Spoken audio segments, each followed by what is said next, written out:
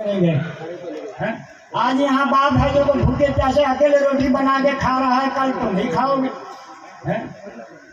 आज कहते हैं हम औलाद के लिए कमा रहे हैं, हमारा बेटा ये हो गया, हमारे बेटे को पढ़ाता हूँ, ये करता हूँ। और क्या पढ़ाओगे?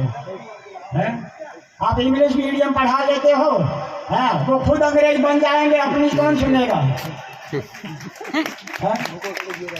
खुद इंग्लिश में बना रहे हो उसको, है और बाद में बोलोगे मारवाड़ी बनो तो कहाँ से बनेगा? वो तो अंग्रेज बन गया। इंग्लिश पढ़ाओगे तो अंग्रेज ही है, और अंग्रेज में कोई संस्कार नहीं होता है।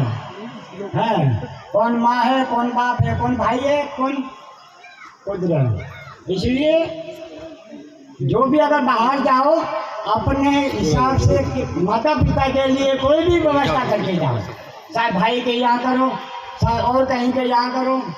नहीं तो समाज की अगर आवाज़ होगी तो वृद्ध आश्रम भी अपन खोलेंगे वहाँ, है नहीं, ताकि बूढ़े लोग, बच्चे लोग बाहर है और बूढ़े लोग रहे, कोई करने वाला नहीं है तो उसके लिए व्यवस्था भी वहाँ करेंगे।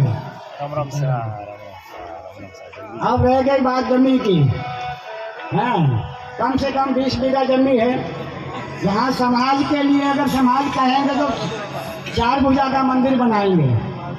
अपने 22 गांव का कहीं से 4 भुजा का मंदिर नहीं है, एक जाजम नहीं है। गौशाला का भी विचार चलेगा उसमें, वृद्ध आश्रम का भी विचार है उसमें, और छात्रावास का भी विचार है। जो उसमें समाज कहेंगे समाज के हिसाब से उसमें यूज होएगा, है ना।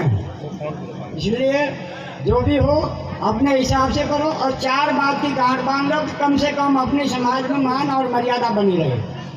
और एक बात युवाओं के लिए, अगर समाज में जाओ तो अपनी पोशाक पहन के जाओ, अपनी पोशाक। शायद आप यहाँ मीटिंग में आओ, पंचोगन में जाओ या मान मर्यादा मरकज में जाओ, पुष्कर प्रसादी में जाओ तो अपनी पोशाक में जाओ।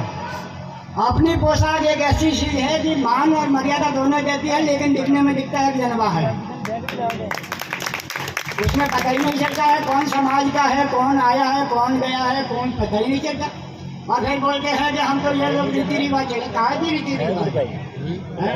कोई पैंट शर्ट वाला आके बैठ जाता है तो पड़ोसी को मालूम नहीं कि कौन है, जब बैठता है और उसके गाँव का आता है तो पता चलता है कि ये तो फलानी जाता है। इसलिए युवाओं को ज्यादा करके अपनी समाज में कार्यक्रम में अपनी पोशाक पहने। लेडीज तो लगभग पहनने लग गई है, लेकिन युवाओं को भी यही बात बोली, कम से कम धोती पोती तो पहन ही लो, आगे तो तुम्हारी जय श्री राम।